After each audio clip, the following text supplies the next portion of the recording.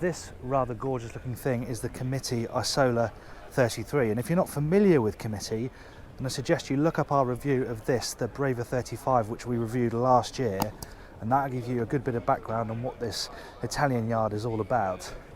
But here we're going to focus on this, the Isola. It's a totally different range, obviously, to the Braver range, and think of it as a centre console sports fisher style boat that's absolutely dripping in Italian gloss and glamour. As is obvious, this particular boat's got a pair of 300 horsepower Mercury Verado outboards for a top speed of probably just over 50 knots.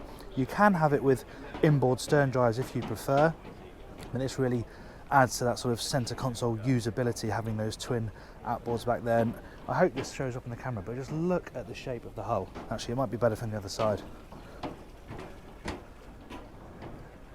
You can just see that beautiful curvature down the side there.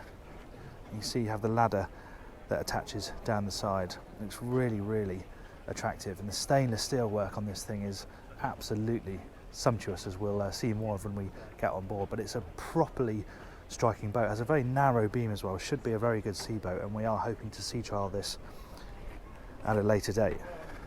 So let's jump on board. See, this boat's got a grey aesthetic teak. You can have real teak, or you can have an aesthetic that's more the colour of traditional teak. In fact, very helpfully, they've got all the teak options laid out on the table here. So quite a lot of customisation here. It's an expensive boat.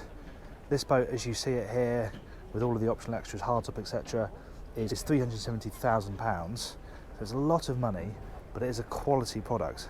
It looks and feels absolutely lovely.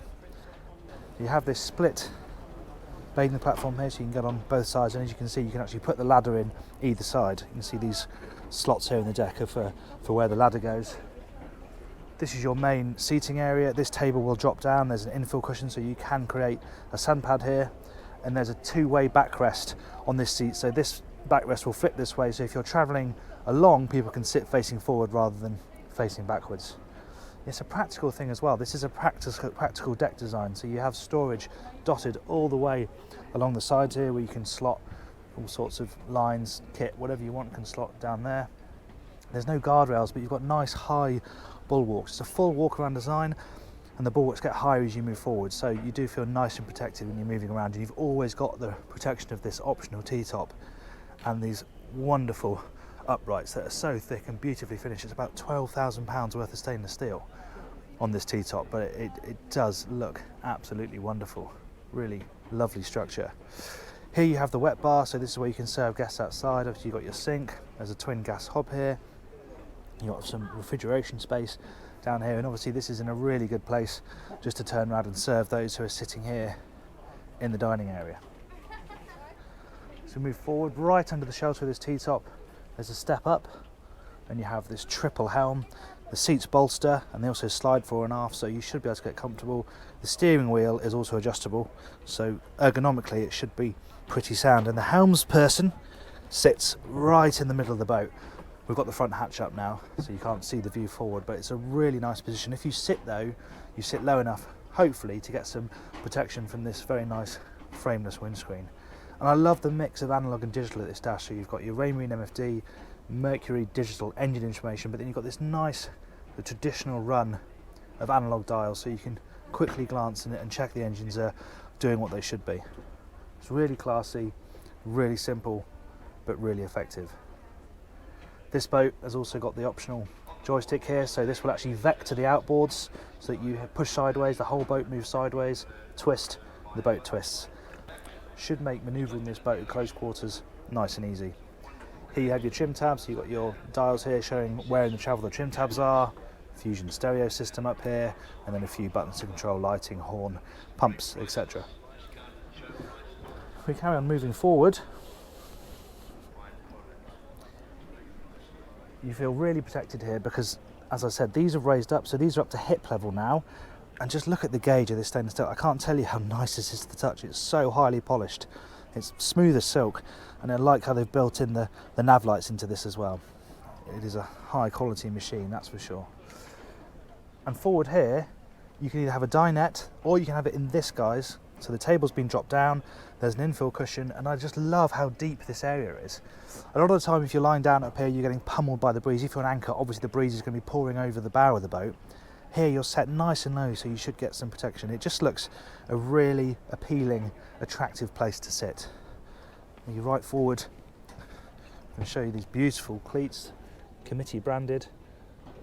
Got your anchor up here, and then through this hatch, you have access to the windlass and the chain.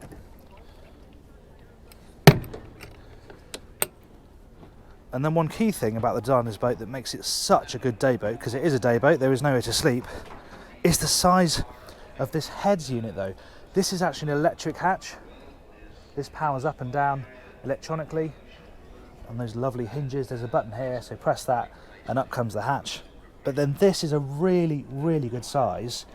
Not only is it a toilet, but this is big enough that you could get changed in here if you want to, so guests can have a bit of privacy. That's the infield cushion for the dinette aft to turn it into a sun pad. Got a couple of windows back here, so there's some ventilation. You know, really attractive finish on all the surfaces. Corian top here with a little lip on it. Glass bowl in the sink. Another port light on this side, and then under here, nicely hidden away, you find the toilet. So for day boating, which really is what this thing is all about, this is a really nice facility, and I can, even with the door shut, you'd be able to just about stand up here as a 6-footer. So this is an impressively spacious area.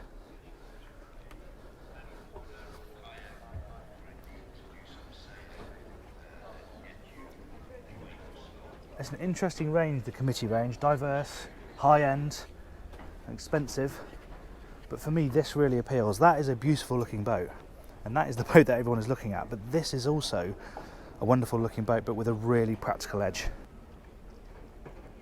And as I said, we're hoping to drive it with 600 horsepower out back. That should be a bit of a riot. I hope you enjoyed this tour. If you did, please give the video a like and remember to subscribe and hit the bell icon so you're notified every time we upload a new video. Thanks for watching. Bye.